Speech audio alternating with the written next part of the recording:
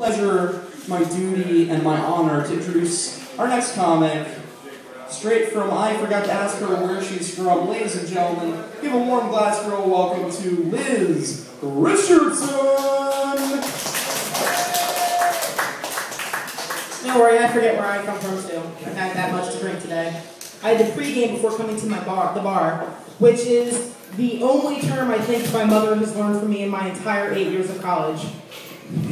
My mom learned what pre-gaming was. I found out when she had 3 rum and cokes before we left my last stand-up. She was drunk in the car on the way there. Speaking of standards, she says standards.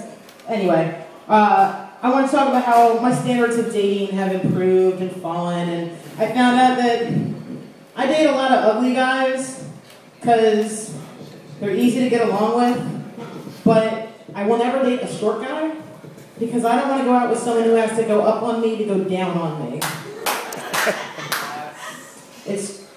Or a step ladder to kiss me. Like, no one looks good bending down like this to kiss. But the plus side is, if they're short, every hug is like an instant blowjob for guys. If you date short chicks, it's right there.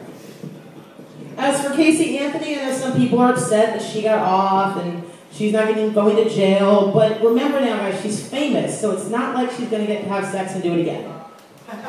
Everyone knows who she is now. Someone's talking about handicapped people. I have a theory about beating up handicapped people, and I'm totally for it. I will beat the crap out of someone in a wheelchair, and here's my reason why, it's a very good reason, is that you shouldn't roll into a fight that you can't walk out of. If you're in a wheelchair, that means you've probably been there for some amount of time, and by now you should realize that you can't win a fight with an able-bodied person or stairs. So you shouldn't fight with an able-bodied person or around stairs.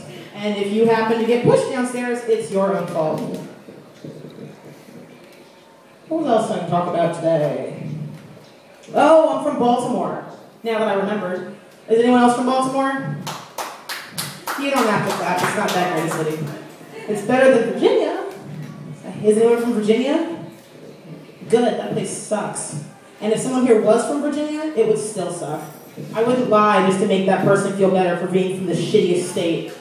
It's the only state in the union that has an inbred hick cousin. West Virginia.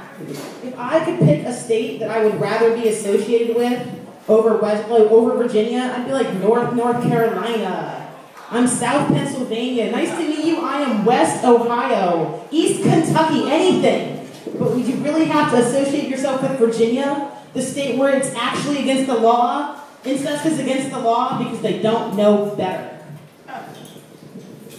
But here in Baltimore, we have those blue lights everywhere. I don't know if they're down here on this side, but you guys see the blue lights all over downtown? And a lot of people will come to see me and they'll ask me, what are those blue lights for? And I say, for you, it means keep driving. Go on through, don't stop here, don't buy gas. That lake trout, it's not real trout. The chicken boxes are good, but the lake trout, don't touch the lake trout. I like Baltimore because the MTA is so accessible to me. And I love the MTA because I don't drive.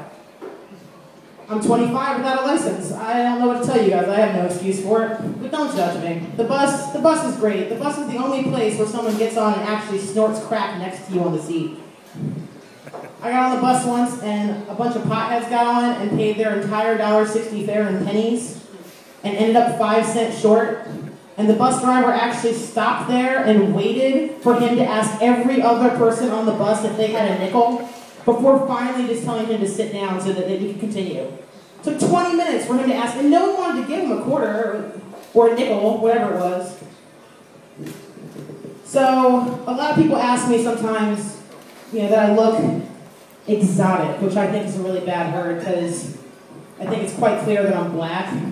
But usually how black I am kind of depends on how much sun I've gotten and how I'm wearing my hair. So if I've gone to the beach all week, then I'm a lot darker than I normally would be and I can pass for black.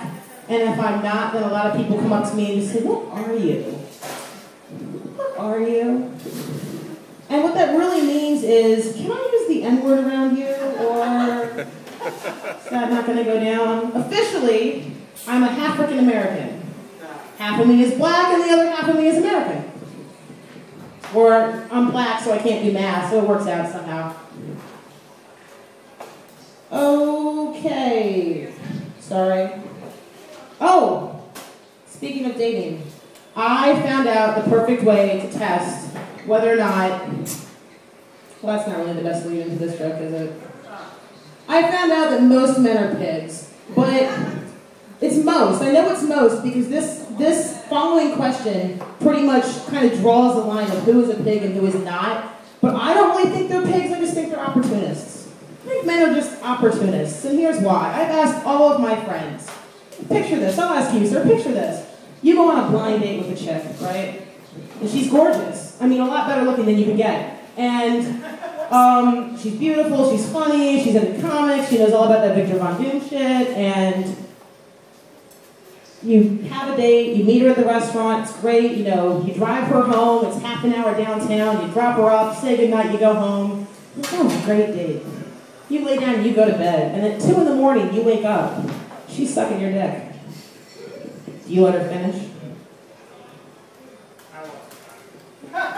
It's okay, you probably would. And most men would, and that's fine. It's just because she's there. I know a lot of guys who think that that's the kind of girl I want to go out with. If she's willing to hike across town and stalk me out, break into my house just to suck my dick, that's the kind of girl I want to go out with.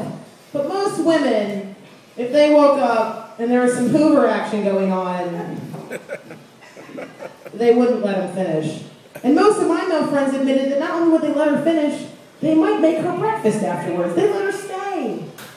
Most women, if you wake up and there's Hoover action going on, you don't know the guy. There's no way he's staying. The cops are going to be called. There are going to be charges pressed. Dirty word rape gets thrown around here and there. Guys don't. There's no such thing of rape when it comes to a guy. It doesn't exist. Guys don't think rape exists. It's just the opportunity to get your dick wet or it stays dry for the rest of the year. That's my time, guys. Thanks for coming out. I like how she did like the gentle version of the Deaf Jam.